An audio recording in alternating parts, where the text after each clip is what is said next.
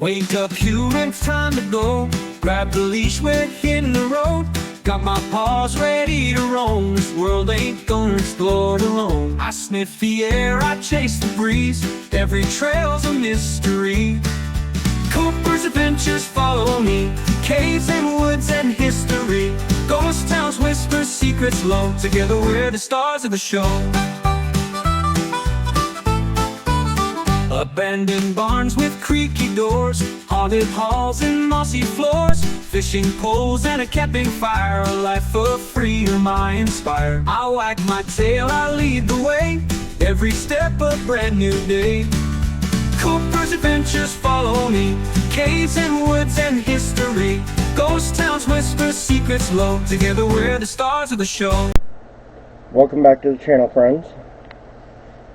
Today's adventure, we went out to Minidoka Relocation Center, also known as the Hunt Internment Camp, in just outside Hunt, Idaho, in Jerome County. I do have some footage from the original intro I recorded, but the camera did something goofy, so it didn't record right. So I'm re-recording this intro, but I will include the footage from the original intro. But the camp was Franklin Roosevelt's answer to the Pearl Harbor bombings. In 1942, he signed into order Order 9066, giving the United States government authority and ability to detain and imprison Japanese Americans, whether they were citizens or not, from all up and down the West Coast, and brought them to Minidoka Relocation Center, where they were incarcerated for the duration of the war from 1943 to 1945. And incarcerees began showing up in, I think it's at August 16th of 1943. I do believe I have the placard video for it. But let's continue on with the actual footage that we got from the camp itself. Welcome back to the channel, friends. Today we're out here near Hunt, Idaho, in Jerome County. We're at the Minidoka Relocation Center. This was Franklin Roosevelt's answer to the Japanese bombing of Pearl Harbor. 1942, he signed into Order 9066, authorizing the United States government. This here is one of the guard towers from when the Japanese were brought into the camp. It's a rebuilt guard tower, of course, but as we turn around and look, we have the remnants of a few of the buildings that still remain in the condition. The whole property for this internment camp spanned 950 acres with just hundreds and hundreds of buildings. A lot of the Japanese were required to work in the camp, including the fire station that's on site. They had to work the fields, taking care of their fellow man here at the camp. But they also did a lot of recreational stuff here too to pass the time. In a way, I would say it was kind of under the same guise as the Nazi concentration camps, but yet I guess in a way a lot better than the camps. Because here they weren't intentionally seeking to kill off an entire race.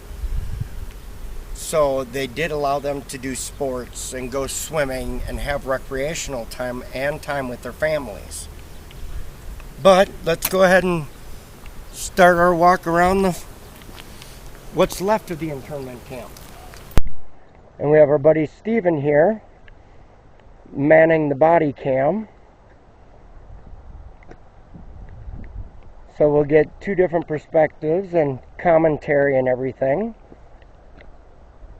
So let's continue this little journey.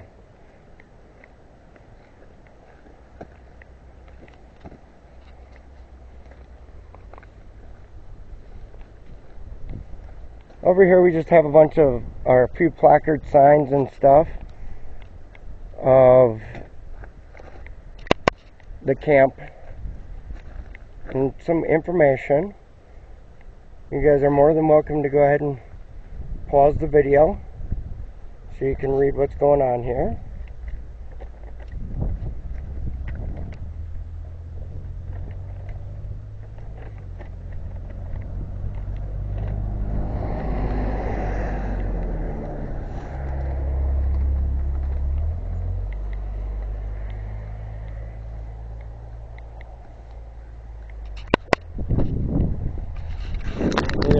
A little sign here in regards to the soothing waters of the canal located right here, goes right beside the camp.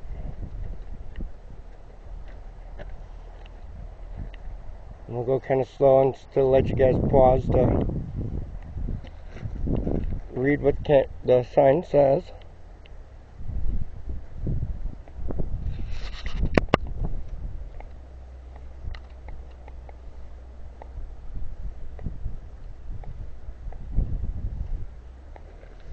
We got some placards over here at the camp.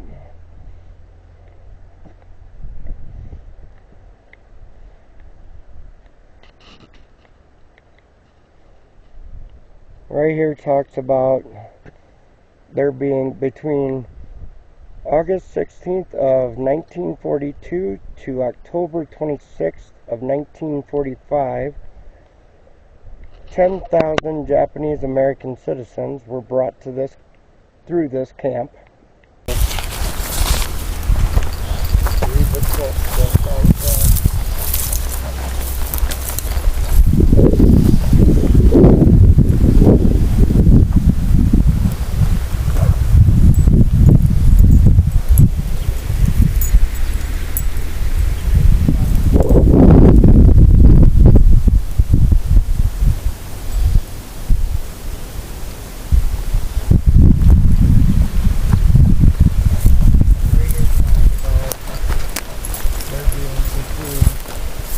August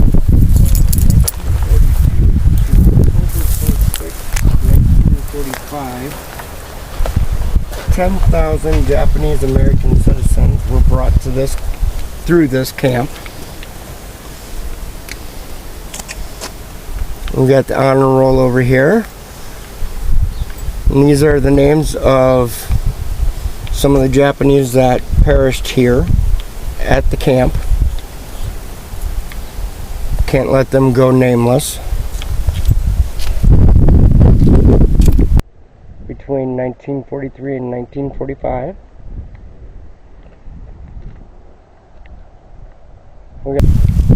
And this is just a placard outlining the Idaho Forestry Service's coordination and everything with the Japanese to keep this up and running and get it going.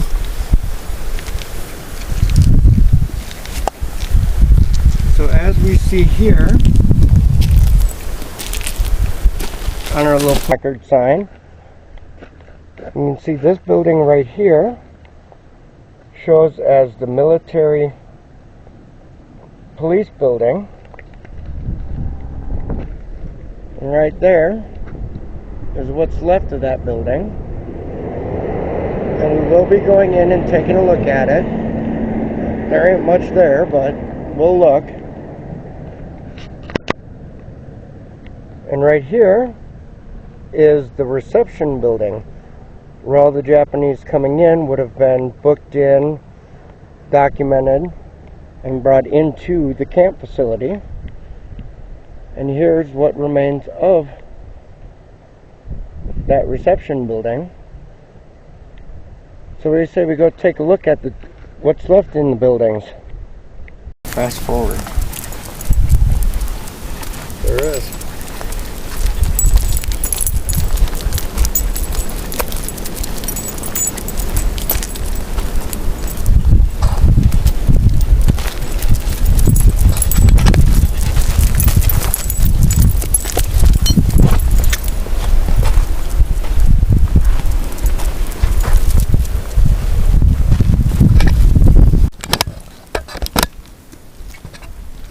Okay, so here we are entering the what's left of the reception building.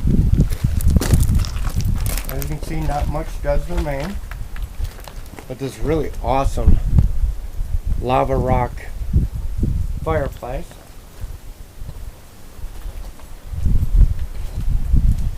Which is one of the very few places that would have had a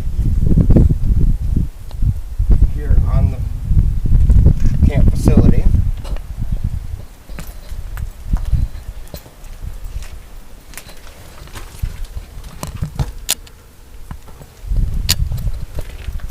Now I would think that the way they have this fence set up over here,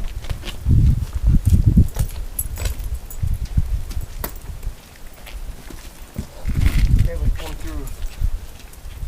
Tell me if you like this thinking. Come through reception, go back out, and then down through there into the, where do you think they would have gone in past the military building? Probably past the military building. All right.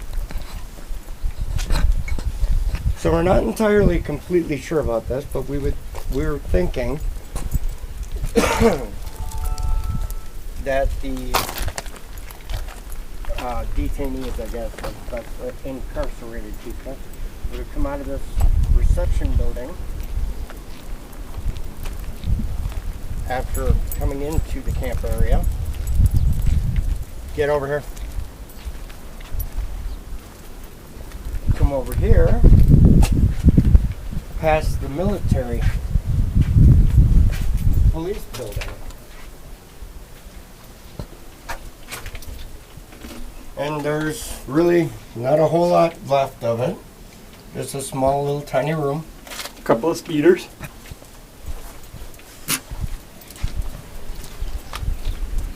And then they would probably be led right into the camp, which we are now in. I'll show you what's all around here. This wonderful Idaho countryside.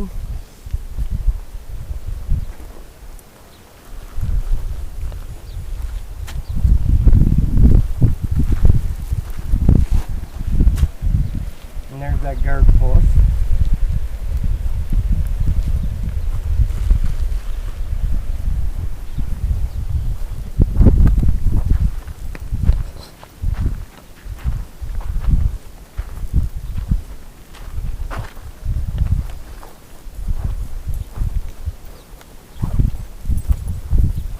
Over here we have that fence line outlining the camp. Granted, yes, it's been redone, but it's been redone to its original form. Once we get down the trail a little ways, you can see exactly how far down that just keeps going. Now, when the camp first opened, there was not a fence of any kind. The the military contracted someone to come in and put this fence in. Well, when they put the fence in, the fence ended up blocking passage to the fields and the work areas for some of the Japanese.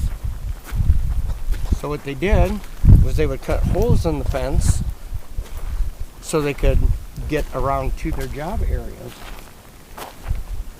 Well, the contractor got all kinds of upset about it, and decided that the best course of action was to electrify the fence without telling the incarcerated or the military themselves that they electrocuted the fence.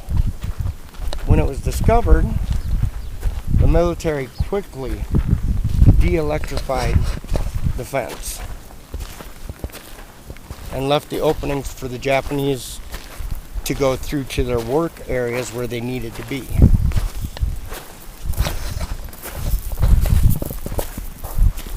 So here's one of the paths going through the camp that the Forest Service put in, or the Park Service, sorry.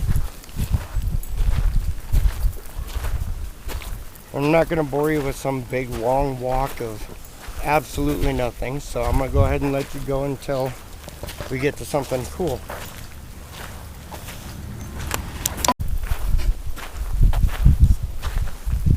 We've got Building 66, staff and apartment. So we would walk up this, which Cooper's already out, sitting in the shade.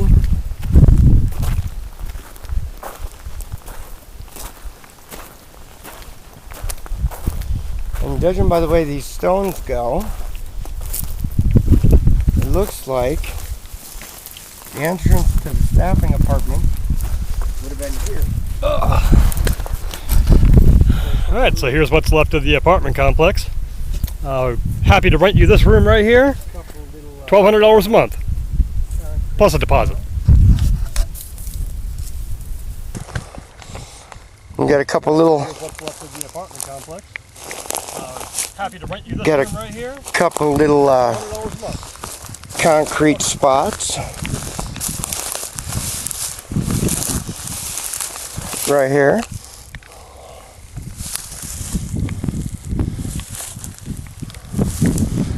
Now I couldn't find any information online as to how many military personnel would have been here working, but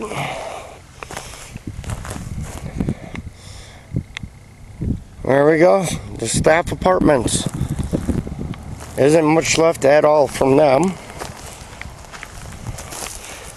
So we'll go back out to our trail and continue on down to our next point of interest. Actually, before I do that, if you look, we've got that fence line, and it just keeps going and going and going all the way out. As we walk this trail, we're going to come up right up next to it for a little while. So yeah, we'll see you at our next point of interest. I'm coming up right alongside the internment camp fencing area. Cooper's taking a break in the shade over here. And here we have our next interest sign. This is all in regards to the fence and what I spoke about earlier about the contractor electrifying the fence.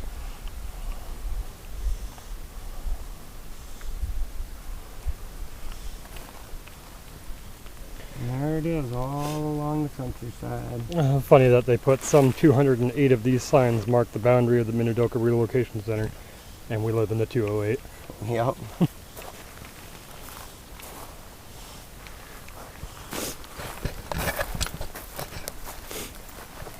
But this fence is no longer supposed to be electrified, just barbed wired.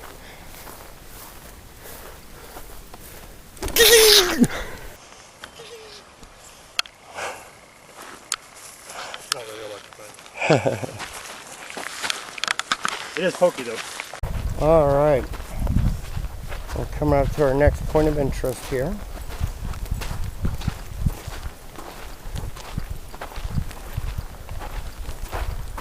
And of course, Coop is in the lead. Someone's got to show us where to go. hunting out the shade.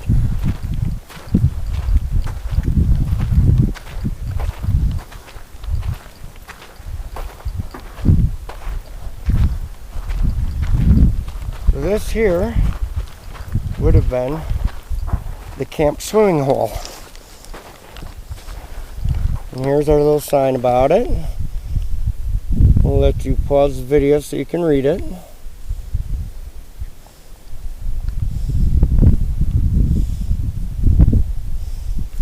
I gotta get over there. There's a huge glare.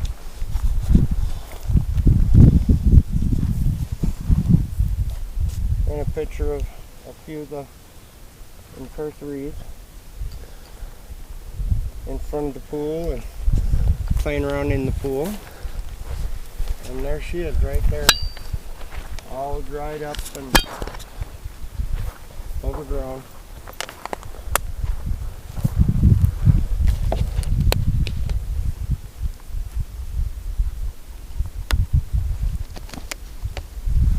Well, I tell you, it'd be a godsend if there was still water in it right now.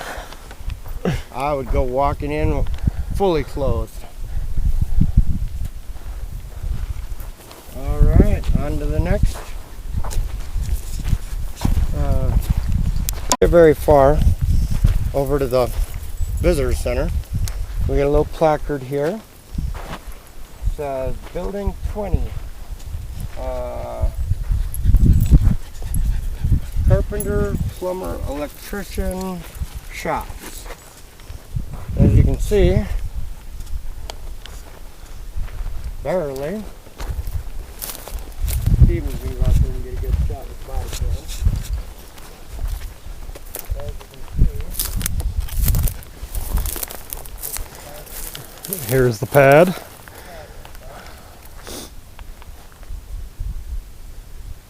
then we have another one right next to it. That's Building 16, storage warehouse.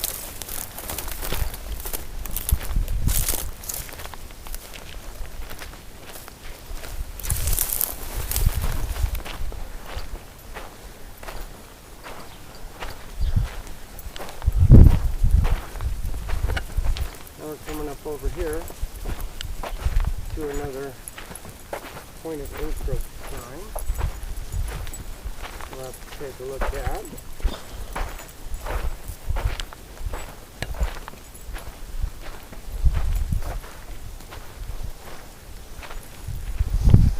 Building 10, the steward's office and receiving warehouse.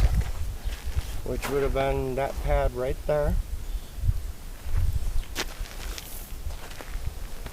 Here's a small breakdown of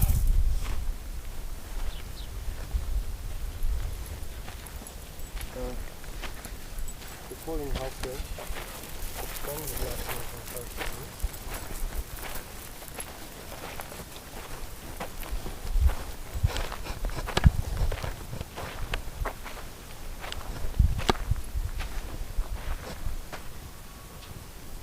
I ain't quite ready to go that far. Yeah, I was just getting a shot of the pads. Oh, okay.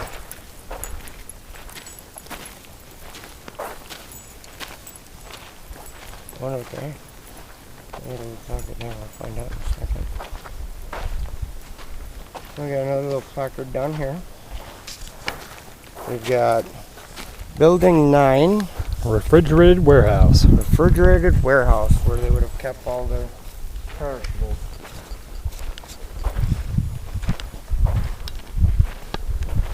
There's some placards out along the sides here describing what these two foundation pads are. We'll come back to that.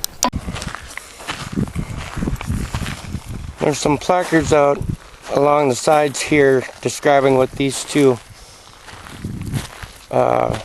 foundation pads are. We'll come back to that because I need a quick rest. I'm sure Steven does too, because he's all in black too. I know Cooper's dying, so we'll see you guys in a bit.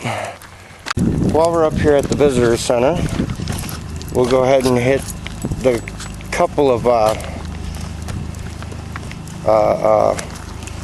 foundation pads that are here. We've got one over there, and we'll see the placard for that when we walk the trail a little bit later. We got another pad right in front of the motorhome there that also has a placard on the trail we're going to take in a minute.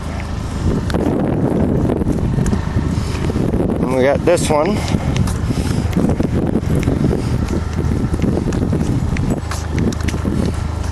Which has a placard right over here.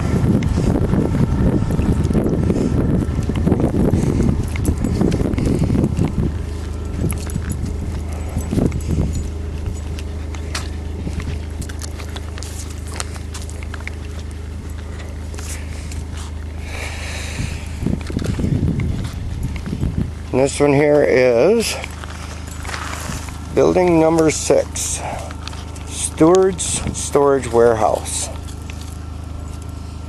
So that's what this pad here would have been. And then we'll shoot across to the start of the trail over on this side of the road.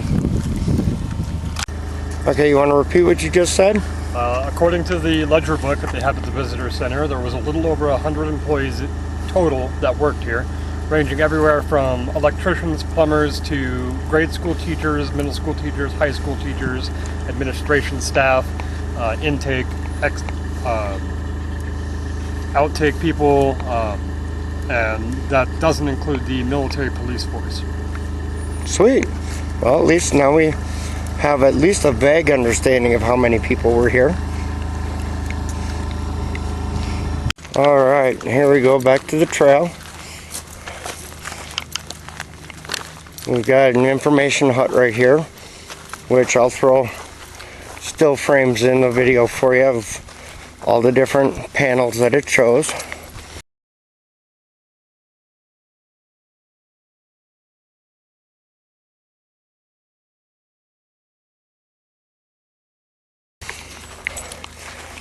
We got our next building of interest, as I have a bee buzzing around me.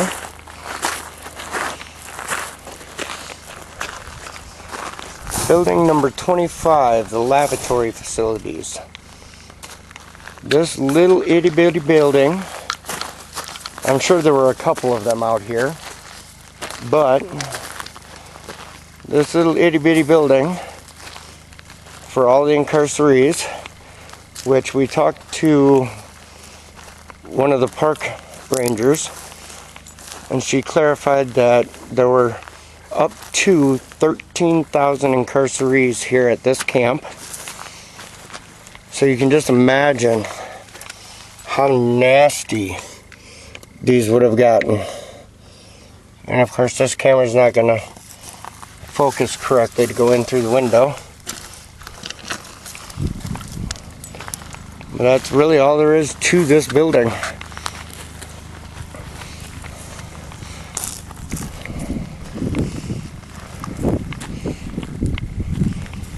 But as I was alluding to earlier, life out here for the Japanese Americans would have been extremely difficult.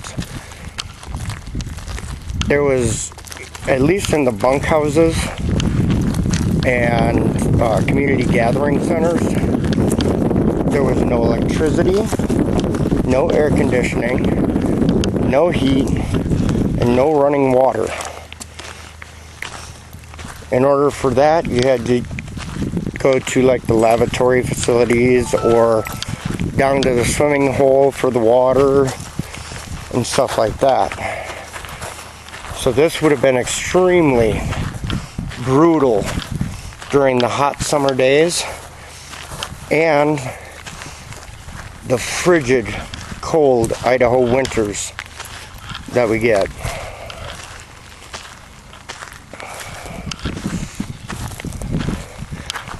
So they would have had it extremely hard between the living conditions and also having to basically staffed this whole place by themselves, only under guard of the police.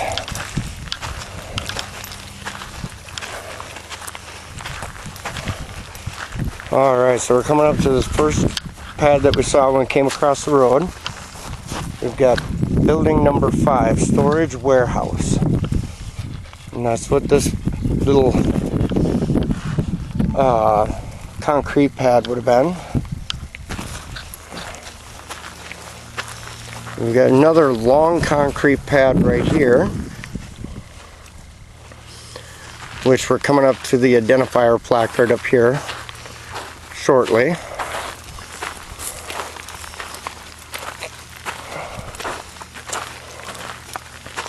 And you can see in the background there a little underground, semi-underground building. When we get over there, we'll explain what that is. Building 14 and 18, motor repair shop. So this here is where they would have taken care of and fixed all of the motor vehicles for the camp, which would have been staffed and worked by the incursories that were here.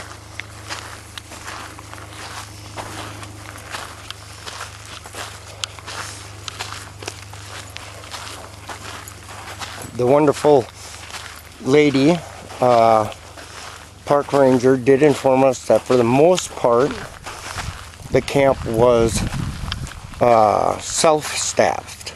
In other words, the incarcerated people would have staffed at least 90% of this facility.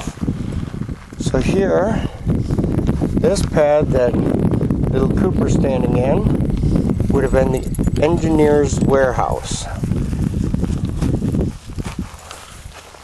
What is an engineer's warehouse? That's a good question.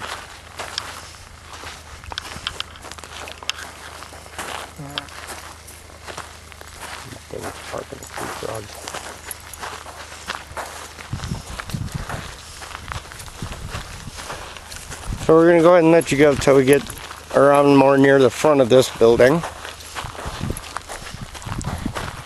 I forgot to stop recording. Oh, thank God I can split the shit apart.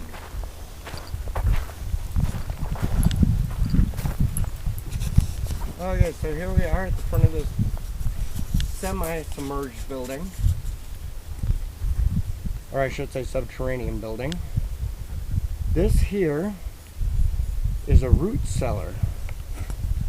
So it would have been natural cooling for like produce and stuff like that from all the fields and crops that were here on location.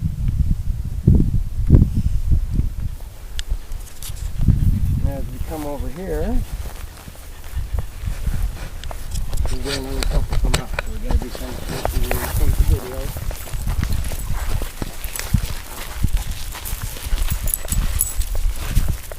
But we do have a placard here for the root cellar, just explaining about it and what it was used for, all the different crops that they harvested here. 1 million pounds of potatoes. Yep, that's Idaho for you. Yep.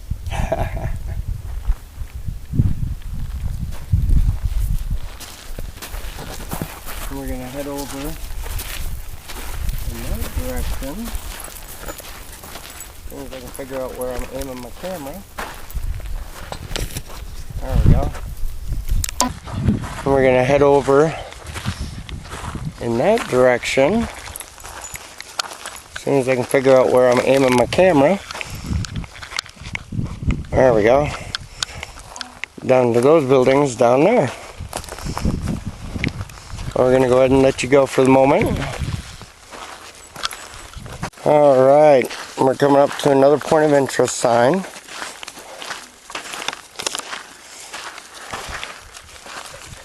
And this button doesn't work either. No. I'm disappointed by the buttons here. I'll let you guys pause the screens and read what this all has to say.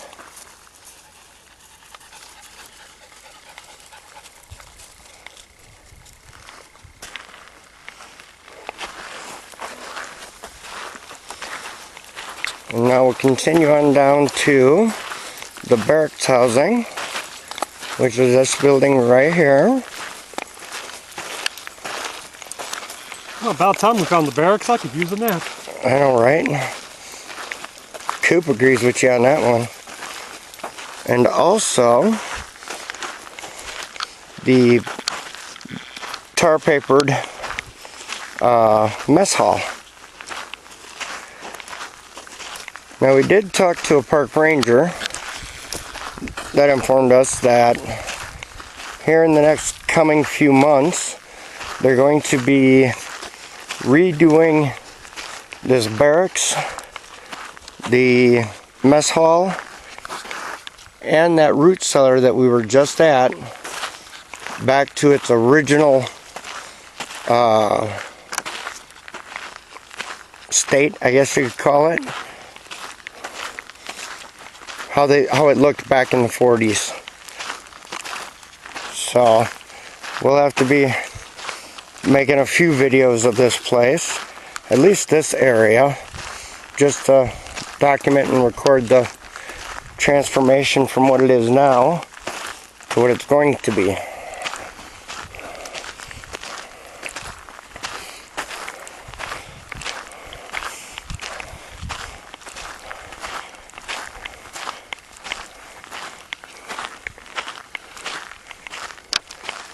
Steven's getting me a nice shot of the information placard here, so you guys will be able to pause the screen and see what that has to say. So we just say we switch to a different camera, go up to the barracks and take a look in through the window.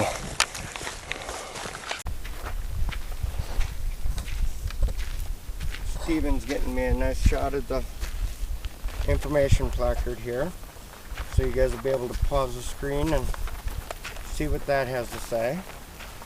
So we just say we switch to a different camera, go up to the... Okay, folks, here we are. As best I can manage to get you inside the barracks here. Coming up one of the stairs. Now, from my understanding, the way this worked was a barracks like this would have housed between 4 and 5 families of 3 to 6 incarcerees.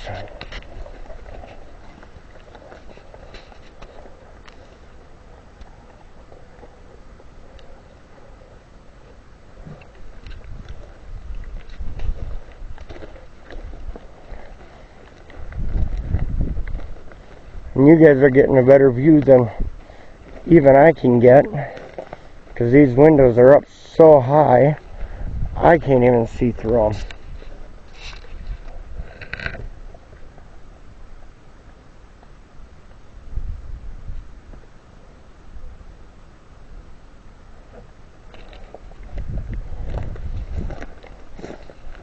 That one's got the screen closed, right?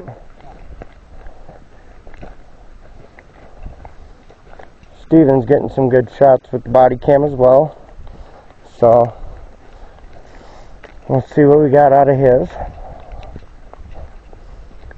Now we're coming up to the mess hall. And this is where the incarcerees would have come for their meals.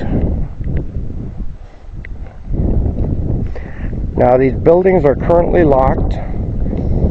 They do open up for guided tours on Saturdays and Sundays starting at 11 a.m. But unfortunately that conflicts with my work schedule. So I'm not going to be able to come on a guided tour for you guys. But, like I said, I can do my best to at least show you guys the inside of the buildings.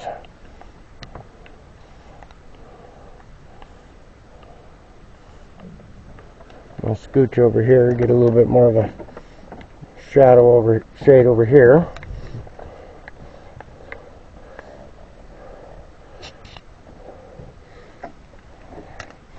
And we'll close these screen doors again, that way we don't get in trouble.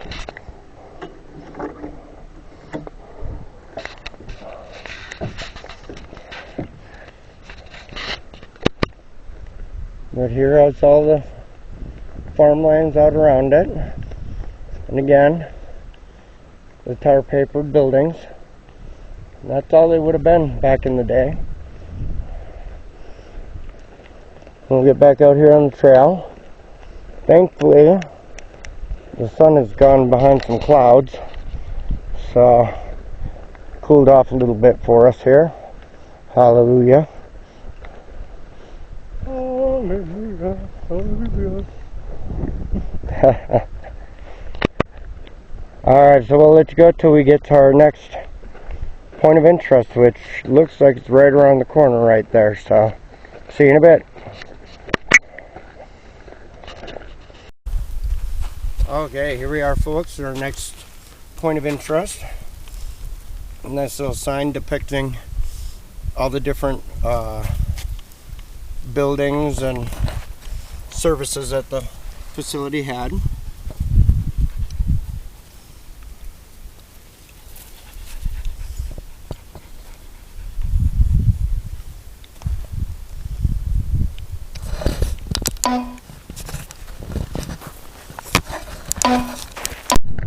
We also talked to the lovely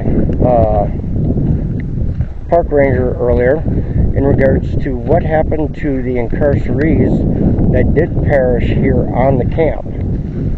And because me and Stephen were speculating that either A, they had an on-site, they may have buried them in local cemeteries, or ship them back to Japan. Because that would have been about what I think they would have done back in the day. But I guess they did have an on-site cemetery here, off in, I think she said that direction, where they would have buried the Japanese Americans that perished. And then once the facility closed, it was entirely up to the families how they handled it. Those that were unclaimed ended up going to local cemeteries around the area. They were exhumed and reburied. Or ones that were claimed, the families had the choice of where their loved ones would have been reburied, in cemeteries around their homes, in their hometowns, or even, like I was assuming the government would have done off the bat, some of them may have gone back to Japan to be with family. The park ranger also stated that many of the people who were buried here were cremated and their urns were buried. Yes, I did forget that. You are correct. What do you say, Stephen? Want to take a break under the tree or just keep going? Alright, off we go.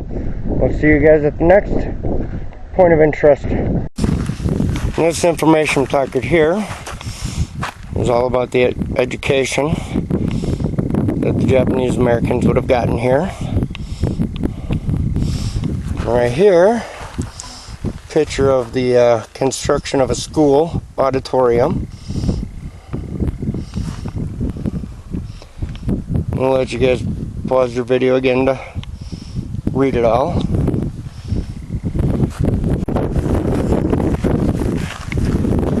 Here's the next informational placard. It's in regards to the barracks and how they were tar papered only.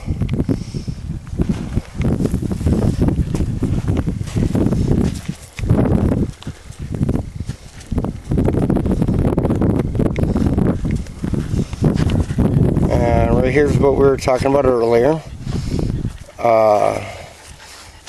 Each of Minidoka's 36 residential blocks had 12 barracks a mess hall, a recreational hall, and a central H-shaped building with bathrooms, showers, and laundry. Barracks were divided into 6 rooms, with each room housing a family of 3 to 8 people. So each one of those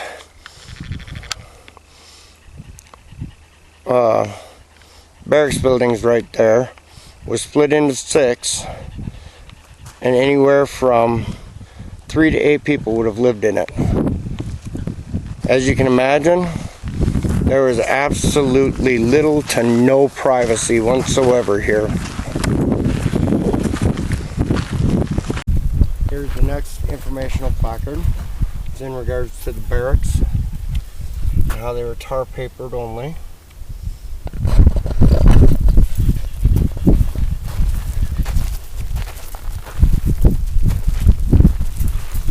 Next informational sign here is Recreation at Minidoka. Just a small little quick outline paragraph of different recreational events. Looks like they have their own little cinema, I guess.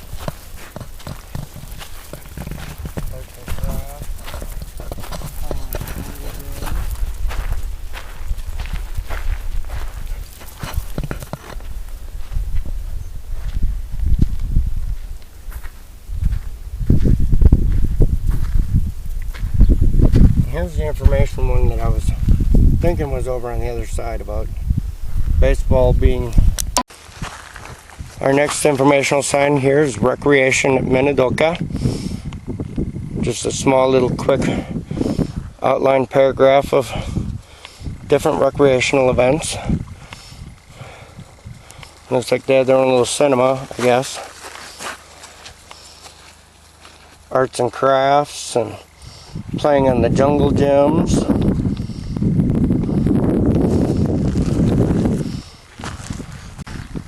Here's the information one that I was thinking was over on the other side about baseball being a very intricate part of the camp. Like I said, they had men's league, women's leagues. And again, you guys can pause the video to read the placard. So we've covered everything on this side of what's left of this camp. So now we're going to take our little jaunt over that way to the other remaining buildings. Let's try it again. The other remaining buildings. As soon as I can get the camera aimed right. So we'll go ahead and let's go till we get over in that area. Alright folks, here we go again, back on the trail.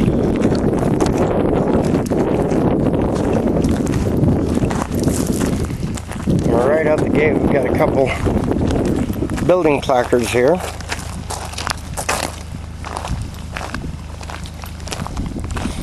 And I'm assuming this is the placards for the 2 concrete pads that are right over here that we saw earlier from the parking area. We've got building number 2, property office, and receiving warehouse. And building number 3, another storage warehouse. We're going to take a gander on over here, off into these buildings. Okay, I'm coming up to our next little building marker here. And before I show you what the building looks like, we'll see what it is. We've got building number 23, the gas station. So this is where they would have fueled up all of their vehicles. Wonder if the fuel holding tanks are still under the ground over here.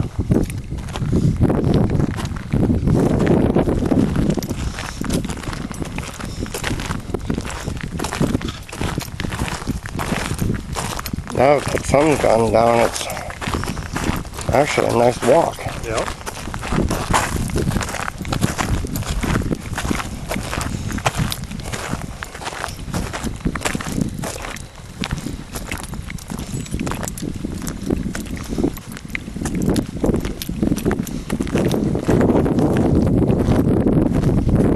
But all of that out there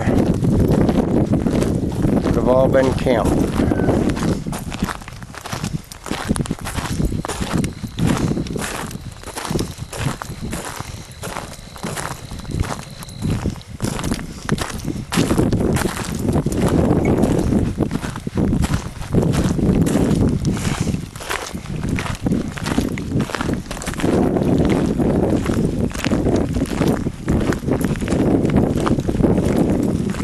Here's our little trail markers telling us where different stuff is and what it all is.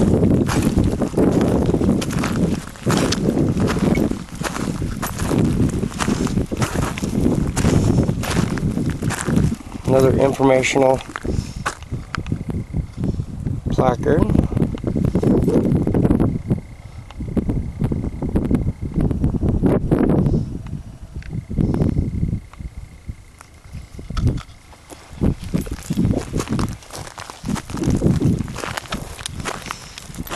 And even though this house looks modern, this was part of the camp as well. There's a informational placard out in front of it, and we'll get to look and see who it was and his wife and family that lived there.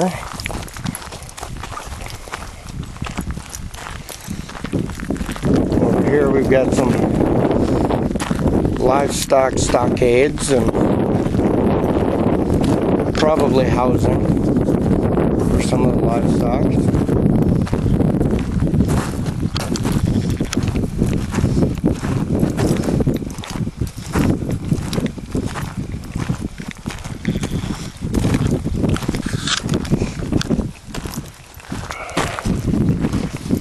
Now this next building is going to be a little tricky. I'll show you the placard, the information placard, but we're going to walk around the side of the building because there's some employee parking here, and I don't want to get other people's vehicles and license plates. So we're just going to be mindful of their privacy. But this building here is the old firehouse, which again was staffed by the incarcerees. And from my understanding, the fire department not only took care of the camp, but also nearby, I guess you call it village of Hunt. Or community, that's what it is, nearby community of Hunt.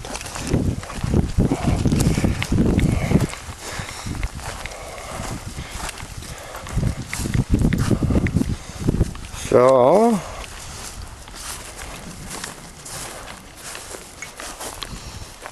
here's the firehouse doors. Does look like we got a little bit of a storm coming in, which is going to be nice to get a little bit of rain. And hopefully we can get the video done before it starts raining. Steven's going to try and get us a shot from inside, since he's substantially taller than I am.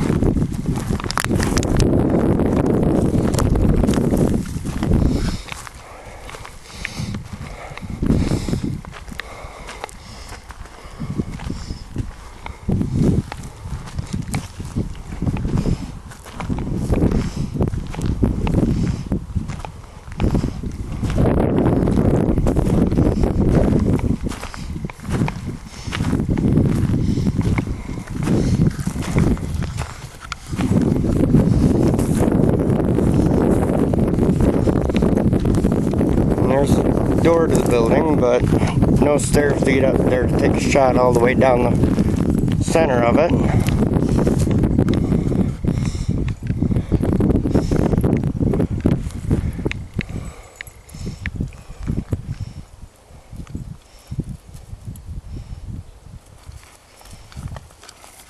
Maybe I can talk Steven into running over to the door and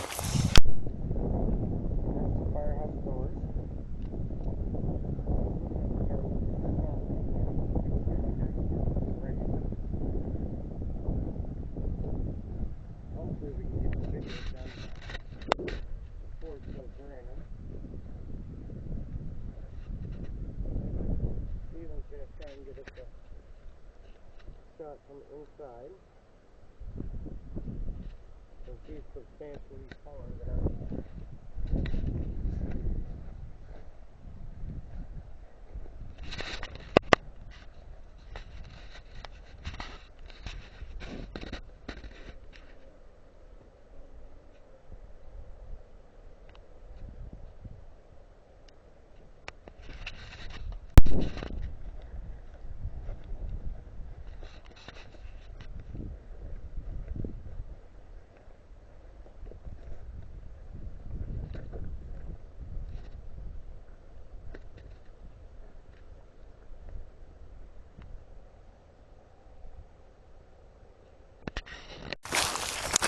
And here we're approaching our last point of interest along this little path here,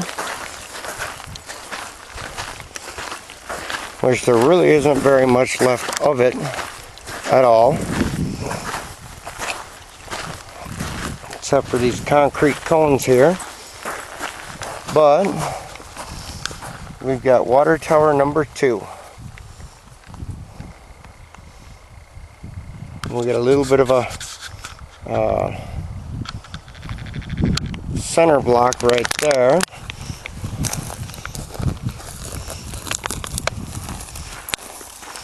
Where the water probably would have come up or gone down in, or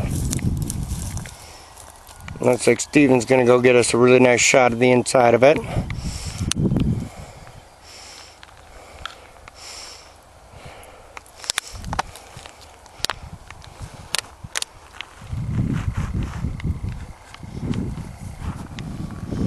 But again, all of this would have been camp. 950 acres of it.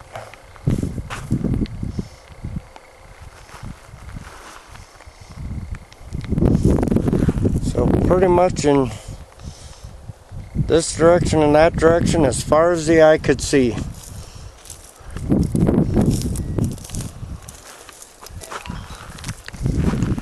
Okay, so now we're gonna walk back around to the other section of the trail where we'll get to see about that house over there.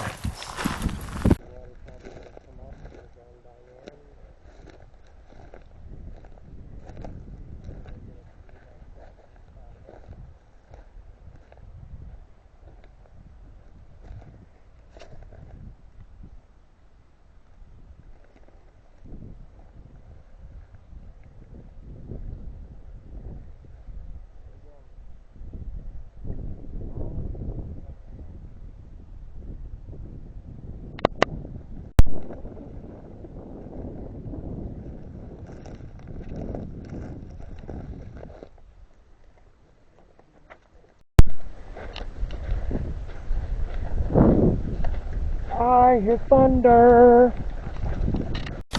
We're back on the other trail on the other side of the house.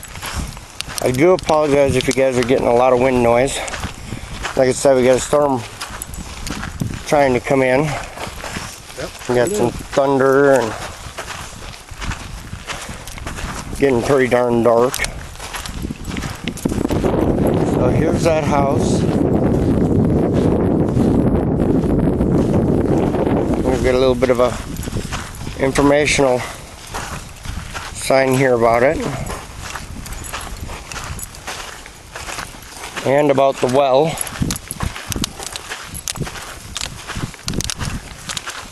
I believe. Nope. Harmon, that's what it was. Harmon and his wife and kid.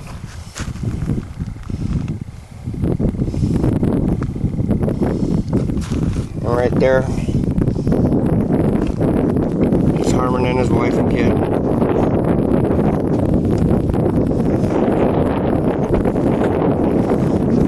That photo right there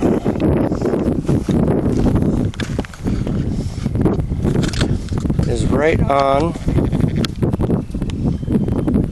that front porch right there.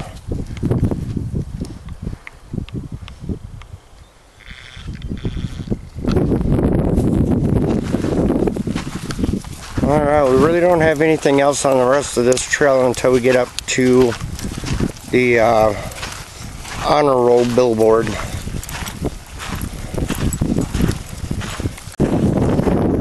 I just noticed we have ourselves another building foundation here.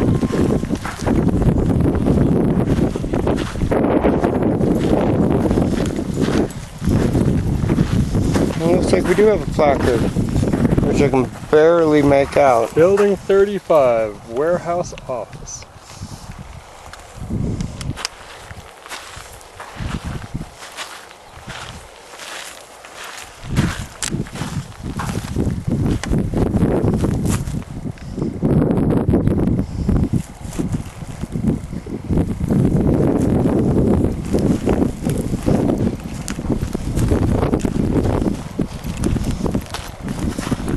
It looks like we do have another information sign coming up and another building placard.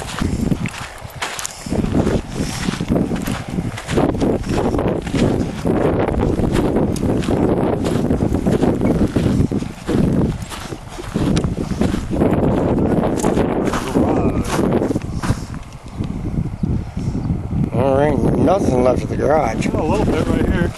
Oh, I guess so. A few little outlines of it.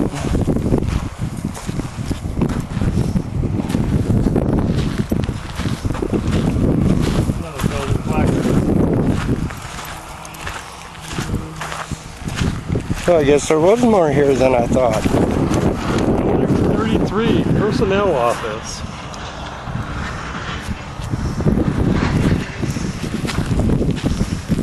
Now this one there really ain't much left of. Nope.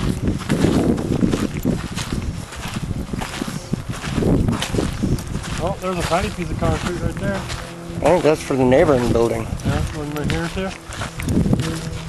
There's another placard right there. Building 32, the post office.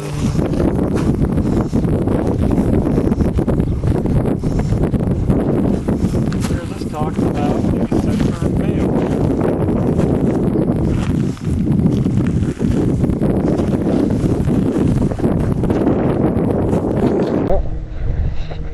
Building 32, the post office.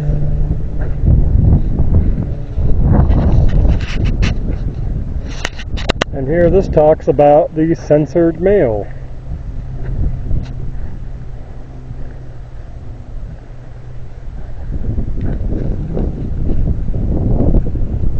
Coop, get back here.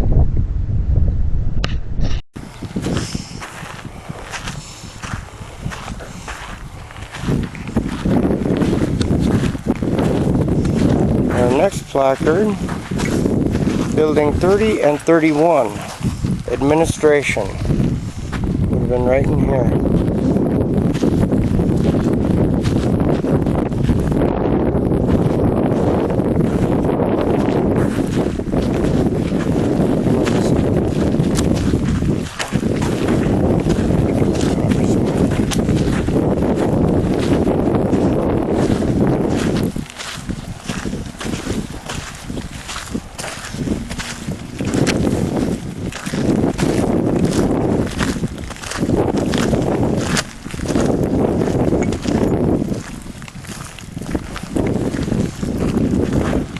And this one's all about running the camp.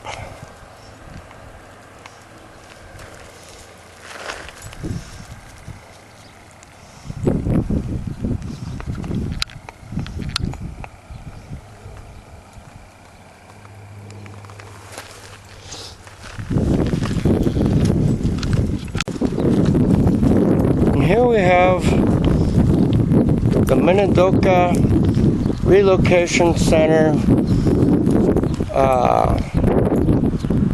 Yeah, honor roll. These are the names of the Japanese incarcerees that were here, that also served in the United States military alongside the U.S.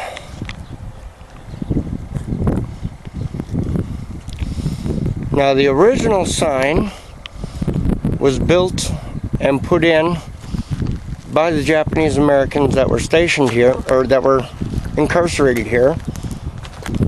This is a remake of the sign. They're not really sure where the original ran off to. But there we go. We've got a couple more informational signs over there. It looks like Steven's getting it for me. But we're back at the guard tower and reception office. And the main entrance into the relocation center.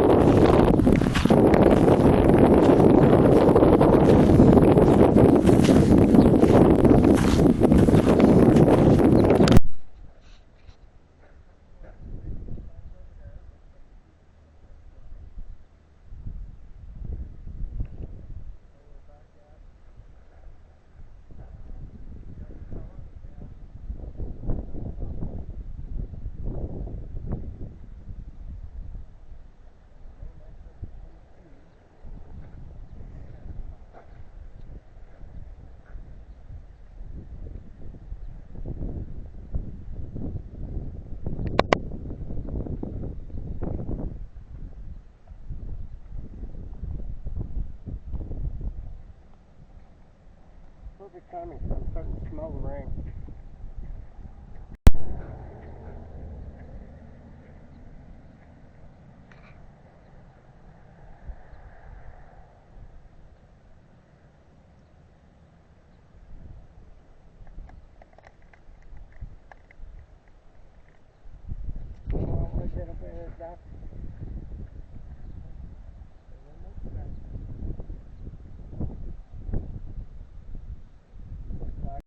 Okay, there you are, friends.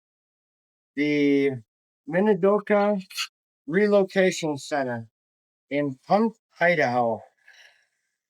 Thank you for joining us, and we'll see you guys on the next adventure.